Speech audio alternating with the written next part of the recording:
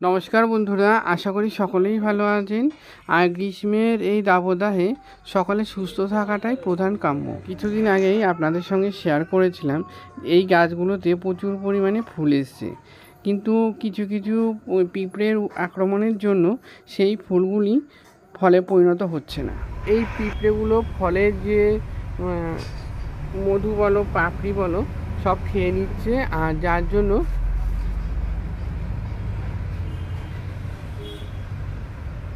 এই দেখো ফুলগুলো থেকে তার জন্য ফলে পরিণত হচ্ছে। আর আজকে আমি একটা বিশেষ টোটকা ব্যবহার করব। এখানে আমি কিছু পরিমাণ কাঠের ছাই নিয়েছি। কাঠের ছাই বলতে কাঠ অথবা পাতা জ্বালানো যে ছাই, সেই ছাইটা ব্যবহার করাই সবচেয়ে ভালো। আর পাতার ছাইটা খুব মিহি হয়, তার জন্য এই কাজের জন্য বেশি ভালো হবে।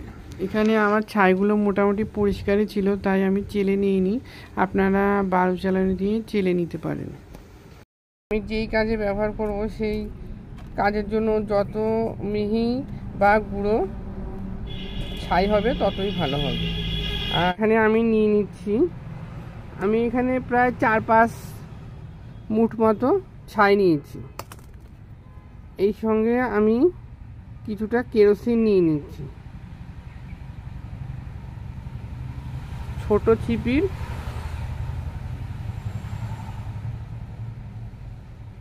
3 ছিপি প্রথমে নিয়ে নিচ্ছি, তারপর এবার ছাইটাকে মাখবো।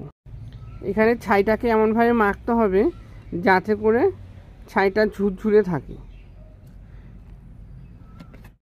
এখানে আমি 4-5 মুঠ মতো ছাই নিয়েছি, আর দেখলেনই তো আমি 4 ছিপি কেরোসিন দিয়েছি। এবার আমি এই ছাইগুলো গাছের পাতা এবং ফুলের পাপড়ির মধ্যে দিয়ে দেবো, যাতে করে এই যে কেরোসিনের যে গন্ধ রয়েছে আর ছায়ে থাকে প্রচুর পরিমাণ ক্ষার।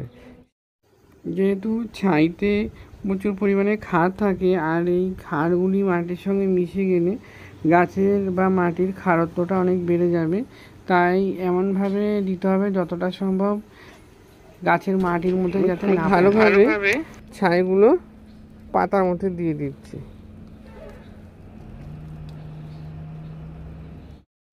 এই উপাদানটি এই যে লঙ্কা গাছের পাতা কুঁকড়ে যায় এর মধ্যেও ব্যবহার করা যাবে। তবে একটা জিনিস খেয়াল রাখতে হবে, লঙ্কা গাছের যে মাটিগুলো রয়েছে সেগুলোর মধ্যে যাতে না পড়ে, কারণ এই ছায়ে থাকে প্রচুর পরিমাণ ক্ষার, আর এই ক্ষার কিন্তু লঙ্কা গাছের জন্য উপযুক্ত নয়। বন্ধুরা, এখানে তোমরা দেখতেই পাচ্ছ যে আমার এখানে উচ্ছে গাছ রয়েছে, কিছু ফুল গাছও রয়েছে। সেইগুলির মধ্যে আমি খুব সুন্দর করে ছড়িয়ে দিয়েছি, যাতে করে এর মধ্যে থাকা উপাদানগুলি প্রতিটা গাছের মধ্যে কাজে লাগে। তবে এখন যেহেতু গ্রীষ্মকাল, আমি প্রতিদিনই প্রায় 2 বেলা গাছগুলোকে ভালো মতো স্নান করে দিই। তবে আজকে আর তা করব না, একেবারে কালকে আমি এই গাছের পাতাগুলো পরিষ্কার করে দেব।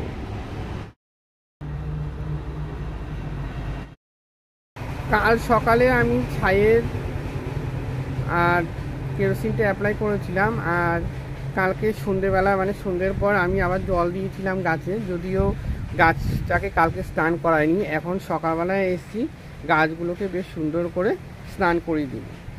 তারপর দেখাবো যে পাতাগুলো কতটা সুন্দর হয়ে গেছে, আর এটা ব্যবহার করে একদিনেই অনেকটা ভালো কাজ হয়েছে। এবার জলের সাহায্যে ভালো করে ধুয়ে দিতে হবে, যাতে করে একটুও ছাই না থাকে। আমার ছাদে যেহেতু পাইপ লাইনের ব্যবস্থা নেই, আমি মগ দিয়েই জল দিচ্ছি। আর এমনভাবে দিতে হবে যাতে গাছের গোড়ায় কোনো রকমভাবেই ছাইগুলো না থাকে, সম্পূর্ণরূপে ধুয়ে যায়। প্রতিটা গাছের চেহারায় দেখো কত সুন্দর হয়ে গেছে।